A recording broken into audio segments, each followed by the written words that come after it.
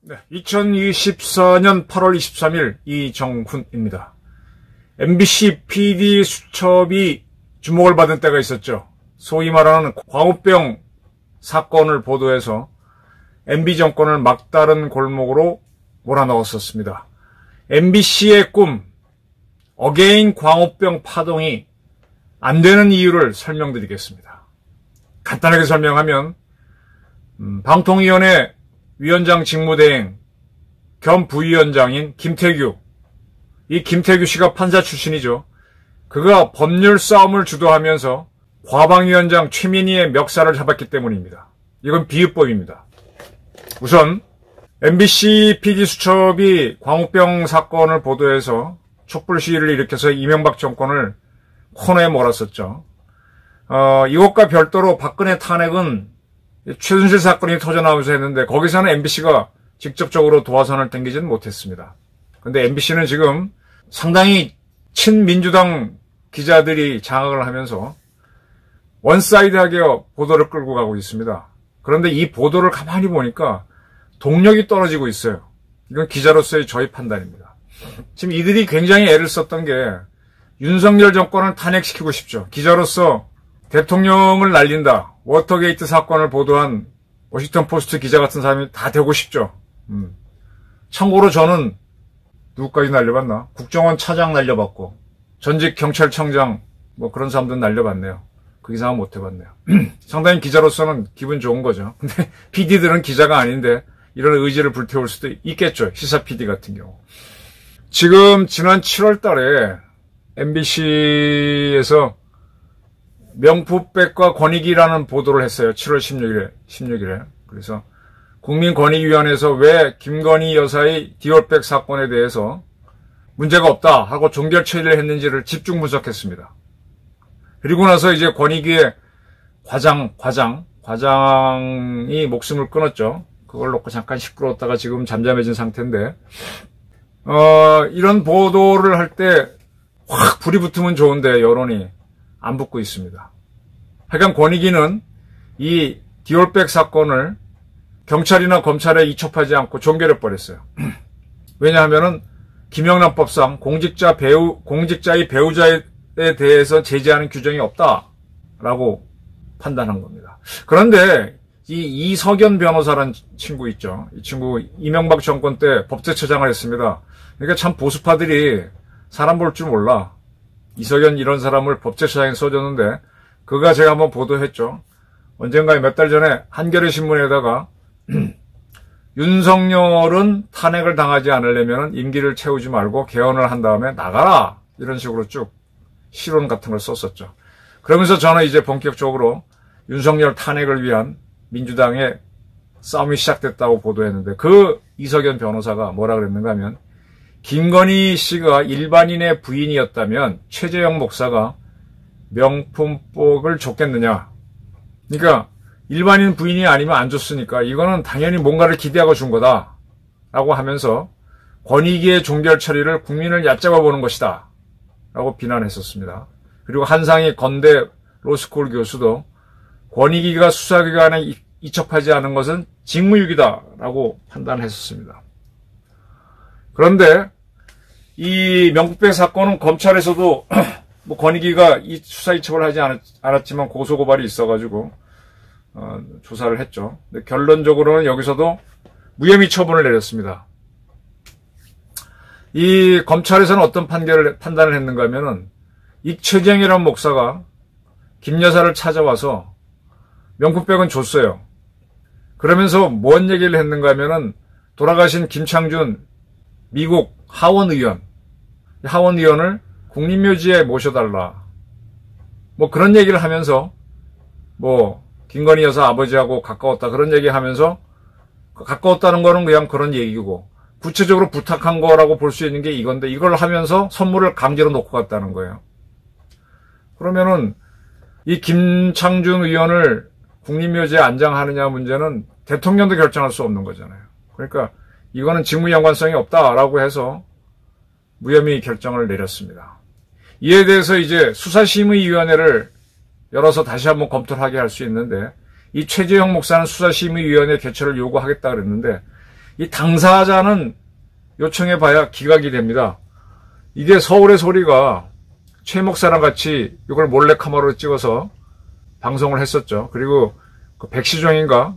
그 사람도 이제 권익위에서 안 한다고 하니까 뭐 자기 사건을 해서 수사심의위원회를 요청했는데 당사자이기 때문에 안 된다고 기각된 바가 있습니다. 자, 그래서 쉽게 말하면은 김건희 여사 명품백 사건 가지고 탄핵으로 끌려가려고 하는 MBC 또 서울의 소리의 노력은 현재로서는 실패했다.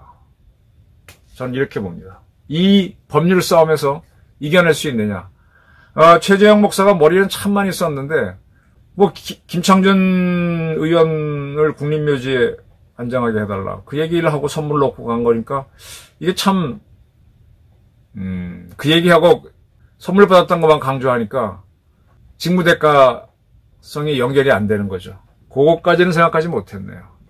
그 다음에 이제 최상병 사건 관련해서 MBC는 8월 13일 PD수첩에서 수사 외압인가 항명인가 갖고 또 다뤘습니다. 그런데 이걸 다뤘던 PD 자체가 본인이 답을 못 찾아요. 이거를 임성근 사단장 같은 연결시키려고 애를 썼지만은 못 찾아요. 그러니까 나중에 나오는 게 뭔가 하면은 멋진 해병 단톡방에 뭐 임성근 사단장 구명을 어쩌고저쩌고 한 걸 가지고 야 이게 진짜구나 하고 몰아붙였는데 결국은 그거는 박정훈 해병대 군사경찰 단장의 변호인이 만든 가짜였죠. 최상병 가지고 밀어붙여도 법률적으로는 이기기 어렵습니다. 국민 정서는 어떨지 모르지만. 이 사건은 여러 차례 설명했으니까 건너뛰고요. 지금 최상병으로 윤석열 탄핵, 또 김건희 디올백으로 윤석열 탄핵 이렇게 밀어붙이고 싶은 게 이석연을 필두로 한 민주당의 꿈일 겁니다. 이거를 구체적으로 전방에서 뛰고 있는 언론이 MBC입니다. 그래서 MBC 문제가 첨예하게 부닥쳤는데 이 MBC 문제를 다루기 위해서 그러니까 이제 방송통신위원회를 이진숙 씨 위원장, 김태규 부위원장 하고 난 다음에 방통위원이 구성이 안 되니까 두 사람이 MBC 이사진인 박문진 이사를 교체를 했죠. 그러니까 즉각적으로 민주당이 중심이 된 야권에서 이진숙 씨를 탄핵했습니다. 이거는 이제 MBC가 민주당의 나팔수라는 거, 또 MBC가 지난번 PD수첩에 특히 앞장서고 있는데, 저는 PD들이 왜 이렇게 사건에 열을 내는지 모르겠는데, 사건을 하려면요, 또 기자들처럼 훈련을 좀 받아야 돼요. 제가 그 전에 말씀드렸죠. SBS 그것이 알고 싶다가 PD 저널리즘의 시작일 텐데, 그들이 초기에 꽤 오래됐죠. 장준하 죽음을 다루면서, 장준하 씨가 폭포에서 떨어지면은, 이렇게 시신이 훼손된다 하고 마네킹을 굴렸었습니다. 제가 그 사건을 따라가 취재를 하면서 장준하 선생이 돌아가신 현장에 갔더니 마네킹이 뽀개져 있는 걸 발견했어요. 떨어뜨린 거. 떨어뜨려서 뽀개진 거죠. 그런데 TV에 나오는 화면은 그 화면이 아니었어요. 그 폭포가 아니었어. 나중에 찾아보니까 포천에 있는 채석강이라고 하는 거기 돌 깨는데 거기서 떨어뜨린 거예요. 그러니까 다른 화면, 다른 데 찍어가지고 이렇게 여기서 사람이 떨어지면 마네킹처럼 박살나는데 이분 시신에는 그런 상처가 없었다라고 보도를 했거든요. 근데 그게 다른 장소죠. 그런 걸 제가 찾아냈었고, 그리고 그때 이제 장준하 씨하고 같이 갔던 모셨던 분, 그분은 그때도 그렇고 지금은 어떤지 모르겠어요. 지금은 아직도 나이가 많으실 텐데 건강하게 계신지 어떤지 모르겠는데 그분은 그때 장준하의 열렬한 팬이었고 지금으로 얘기하면 좌파였어요. 그분이 장준하 선생을 모시고 나왔는데 장준하 선생이 떨어진 다음에 그분은 폭포 옆으로 붙잡고 내려왔다 그랬거든요. 근데 MBC는 SBS는 절대로 불능이라고 그랬습니다. 근데 저는 실제로 장준하 선생이 떨어진 그 폭포 옆으로 해서 올라갔다 내려갔다 한 3번 반복했었어요. 그 일을 한 10년인가 또 했었어요. 옆에 잡을 때 많아요. 바위. 그러니까 없다라고 하는 말이 거짓말이죠. 이제 그런 걸 보도하면서 그때 이제 PD들이 깍 하고 들어갔었고 PD들의 취재 능력을 무시하는 건 아닌데 제가 수주킴 사건을 주간동화에 쓰고 그걸 또 그때는 SBS 그것이 알고 싶다가 잡아가지고 보통 우리들이 월간지 주간지 기자들이 쓴 걸 갖고 그들이 그걸 많이 만들죠. 사실은 제가 썼던 뭐 신창원 사건, 오대양 사건 등등이 그들이 갖고 많이 대박을 터뜨리는 것들이었어요. 스스로 취재하게 되면은 만들어버려요. 꾸민다고. 화면을 영화 만들듯이 드라마 듯이 꾸미는 버릇이 있어. 근데 어쨌든 MBC가 명품백 사건 가지고 김건희 유죄를 몰고 가려고 하고 최상병 갖고 뭘 몰고 가려고 하는데 거기에 빠진 부분이 있습니다. 왜 그 백을 받았니? 이런 윤리적인 비판은 저도 합니다. 그리고 최상병 사건 때 왜 그렇게 했니? 이런 문제는 있어요. 그리고 왜 그거를 경찰에 넘겨서 경찰이 판단하면 되지? 그걸 왜 도로 못 보내게 했니? 그런 문제들은 있지만 사건 자체가 진실이 뒤바뀌는 건 아니에요. MBC가 지금 김건희 명품백 PD수첩이 또 최상병 갖고 PD수첩이 만들고 있습니다만 이게 잘 안 먹히죠. 옛날 같았으면 10년 전 같았으면 지금 촛불 시위가 터지고 광우병 시위처럼 일어나야 되는데 안 일어납니다. 그런 가운데 MBC가 너무 편파적이다라고 해서 박문진 이사진을 교체한 거에 대해서 민주당이 발끈해서 이진숙 방통위원장을 탄핵했어요. 그런데 그 후임 직무대행으로 김태규 씨가 됐는데 김태규 씨는 부위원장 하다가 됐는데 이 양반이 판사 출신이잖아요. 나름대로 깐깐한 사람이고 윤석열, 박범계하고 사법연수원 동기예요. 나이는 제일 젊죠. 근데 이 양반이 법률 전문가답게 딱딱 걸고 들어오니까 민주당이 지금 브레이크가 걸리고 있어. 잘못 걷다가는 지들이 오히려 당해. 근데 이 최민희 과방위원장이 또 계속 오바를 하고 있어요.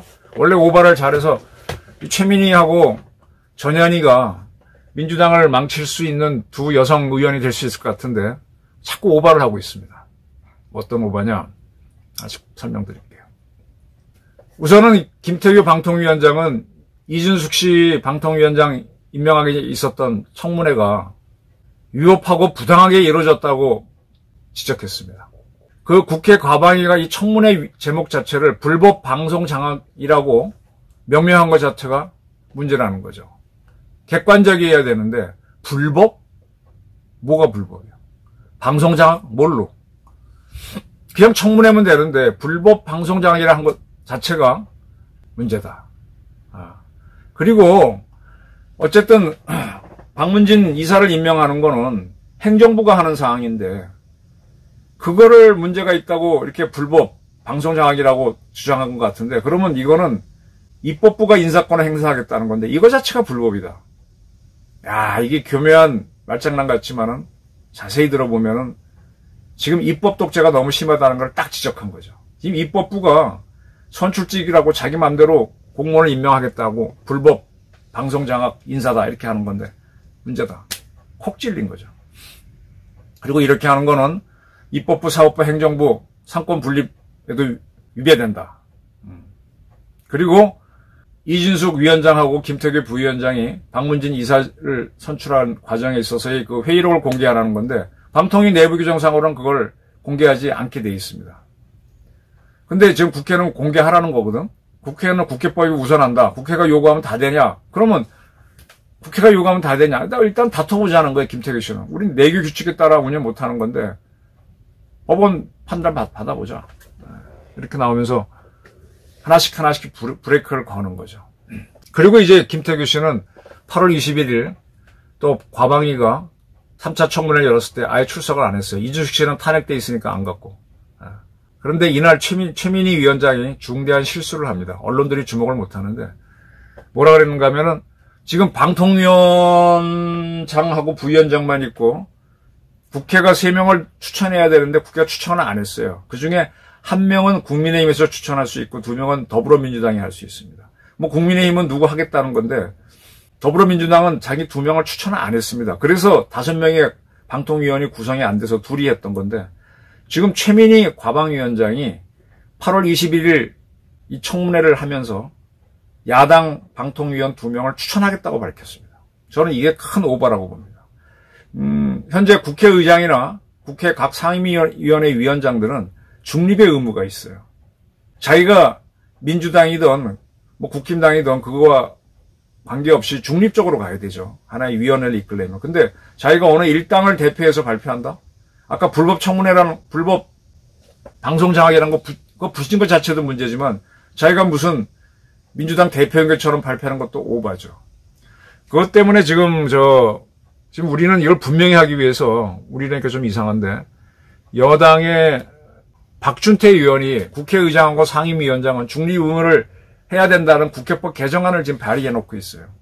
지금 이 상임위원장이 중립 의무를 안 하고 국회의장이 안 하니까 문제죠. 지난번 같은 경우는 그 검수완박 법안을 만들 때 민주당 주도의 상임위원회에서는 막 국회 상임위원을 빌려주고 어쩌고 생쇼를 다 했잖아요. 그렇게 하면은 그건 민의를 대표하는 게 아니죠. 어쨌든 최민희는 아주 오바를 했습니다. 자, 이런 가운데 김태규 씨가 또 저 같은 사람이 최민희의 오바를 딱딱 지적하게 들어가게 되면 이것도 숨통이 좀 조여지는데, 지금 9월 3일부터인가 조만간 헌재에서 이 탄핵 심판을 합니다. 이준석 탄핵 심판을. 변론기일이 잡혀져 준비 서면을 내야 되는데, 지금 이준석 씨는 딱 임명되고 그 다음날 탄핵됐잖아요. 방통위원장으로 아무것도 한 게 없어요. 청문회에서 야당하고 충돌한 것밖에 없어. 그때는 위원장이 아니야. 근데 이제 와서 딱 하루 했는데 탄핵해버렸단 말이야. 그럼 탄핵 사유가 있느냐? 청문회 때 얘기한 것 같고 하는 건 글쎄.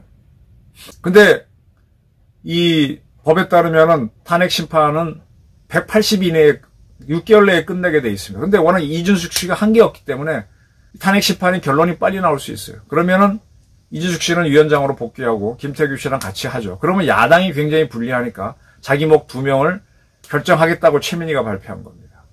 이것도 오바죠. 네, 이런 구도입니다. 그래서 저는 김태규 등등이 주도한 법률 싸움에서 최민희가 멱살을 잡혀가고 있고, MBC가 어게인 광우병 파동을 하지만 바람이 안 잡힌다는 얘기입니다.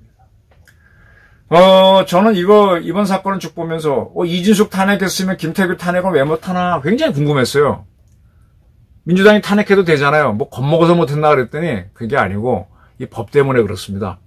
우리나라 헌법 65조에 따르면 1항에 대통령, 국무총리, 뭐 국무위원 등등등, 그리고 법률이 정한 공무원은 헌법이나 법률을 위배할 때에는 탄핵 소추를 국회에서 의결할 수 있다라고 되어 있습니다. 이 법률대로라면 김태규 부위원장도 공무원이니까 탄핵 소추될 수 있어요. 근데 민주당이 탄핵 소추를 안 하더라고. 나 굉장히 이상했습니다. 계속 탄핵하게 되면 불리해서 그런가 그랬더니 그게 아니고요.